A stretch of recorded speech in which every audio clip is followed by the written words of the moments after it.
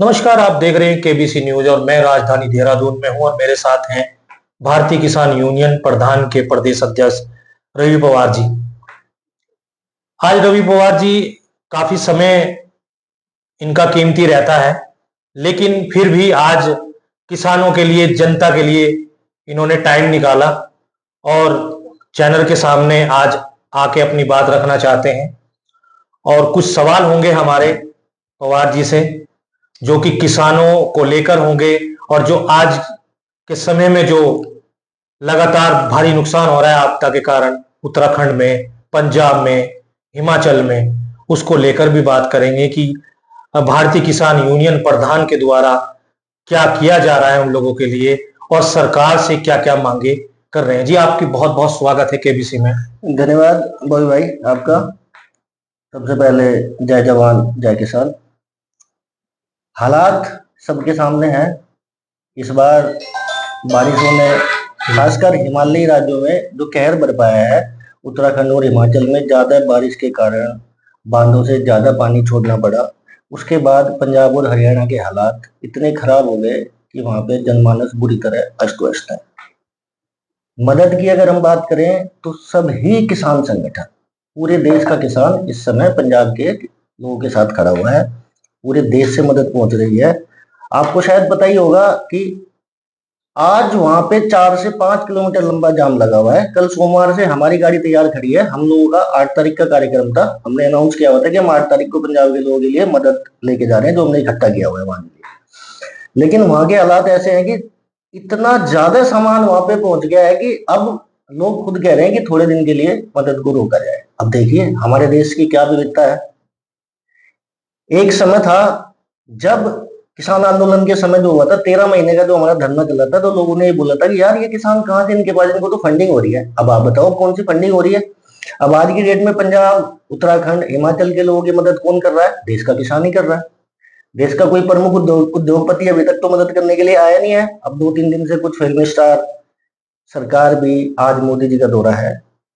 हमारे माननीय प्रधानमंत्री नरेंद्र मोदी जी आज पंजाब पहुंच रहे हैं और पहुंचने से पहले ही उन्होंने कुछ गाड़ियां, 10, 12, 15, 20, 25 ट्रक जो भी है, काउंटिंग तो मेरे पास नहीं है, वो पंजाब भेजे हैं। लेकिन वो अभी तक जाम के कारण, क्योंकि जरूरत नहीं है ना, अब उन्होंने इतनी देर करी है कि वो पीछे ही खड़े हुए, आम लोगों तक नहीं पहुंच पा रहे हैं।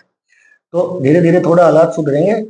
हम लोगों ने लोगों के लिए जो दवाइयां और बेसिक इम्यूनिटीज की जो चीजें इकट्ठी कर रखी हैं, अगले हफ्ते वहां पे पहुंचेंगे।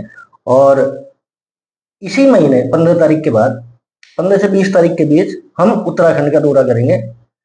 हमारी यूनियन की तरफ से हमारे प्रदेश के लोगों के लिए जो भी सहायता हमारे से हो पाएगी, जो हम कर पाएंगे, लोगों से अपील करेंगे, कुछ अपने आप करेंगे, वो हम सहायता मुहैया कराएंगे।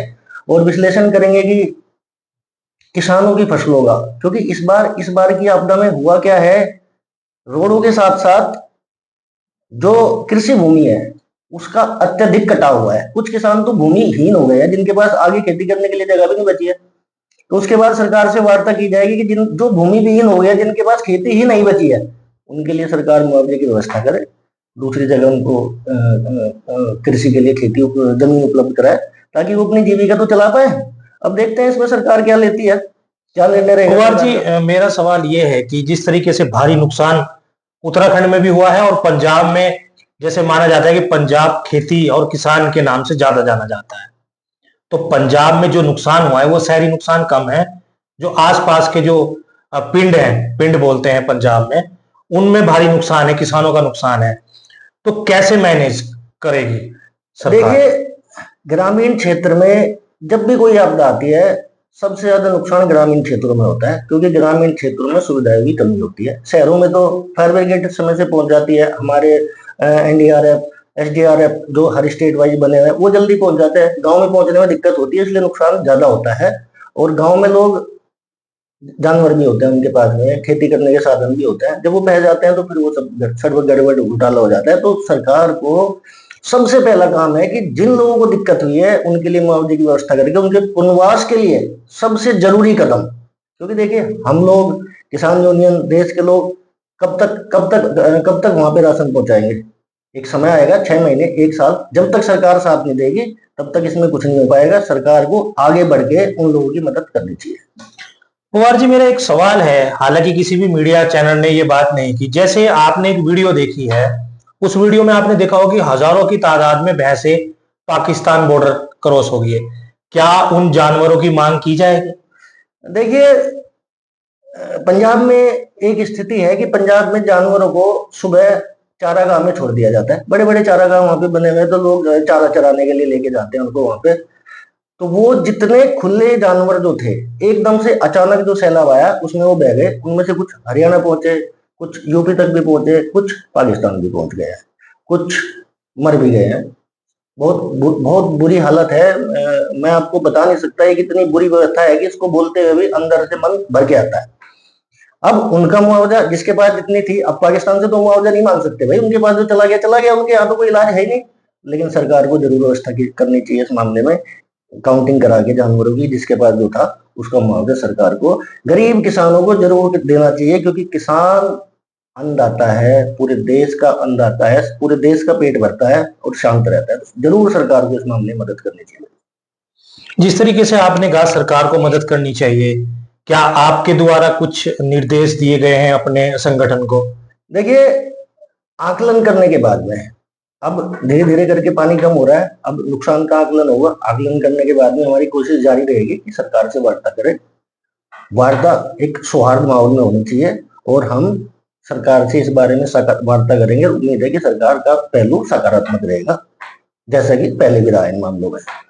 पवार जी, हमारे चैनल के माध्यम से क्या संदेश देंगे सरकार को भी और उन लोगों को जो लगातार पंजाब की भी मदद कर रहे हैं, हिमाचल की भी मदद कर रहे हैं और उत्तराखंड की भी मदद कर रहे हैं, उनको हमारे चैनल के माध्यम से क्या कहेंगे आप? देखिए, यही तो हमारे देश की खूबी है। हम बोलते हैं कि भारत इतनी विविधताएं हैं, इतनी भाषाएं हैं, इतने धर्म के लोग रहते हैं, लेकिन हमारे देश पे जब भी कोई विपत्ति आई है, जब भी कोई आपदा आई है, चाहे वो प्राकृतिक है, चाहे वो किसी भी तरीके से आई है, चाहे किसी ने हमारे ऊपर अटैक किया है, चाहे आतंकवादी हमला हुआ है, हमारे देश में एक खास बात है कि लोग इकट्ठे हो जाते हैं। अब भी देखिए, हमारे देश में हमेशा चलता रहता है, लेकिन कितने मुस्लिम संगठनों ने मदद की है पंजाब की, आपके सामने आप न्यूज में देख रहे होंगे।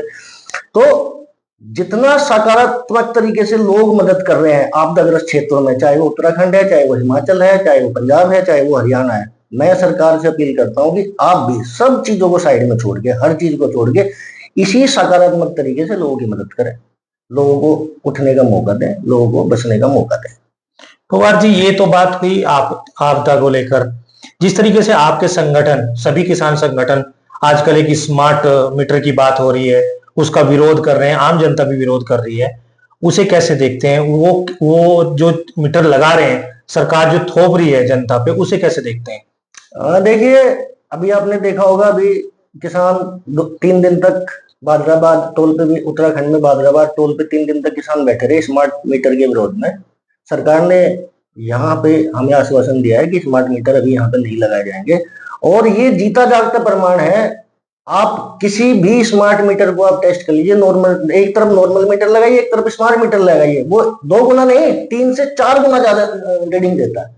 तो जब सरकार को ये चीजें दिख रही है तो उन्हें स्मार्ट मीटर नहीं लगाने चाहिए। अगर सरकार कहती है कि हम किसानों को फ्री बिजली दें, तो स्मार्ट मीटर लगाने की क्या जरूरत है? नॉर्मल मीटर, जब बिल ही नहीं लेना है, आपने एग्रीकल्चर के लिए फ्री बिजली देनी है, तो फिर आप स्मार्ट मीटर क्यों थोप रहे हो? आम आदमी को क्यों दुखी कर रहे हो स्मार्ट मीटर के नाम पे? ऐसा तो नहीं है कि लोग बिल नहीं देते हैं, समय से बिल देते हैं, ऐसा कोई नहीं है तो बिल नहीं देता।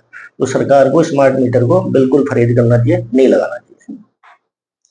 तो आपने देखा कि मेरे साथ पवार जी थे, खास बात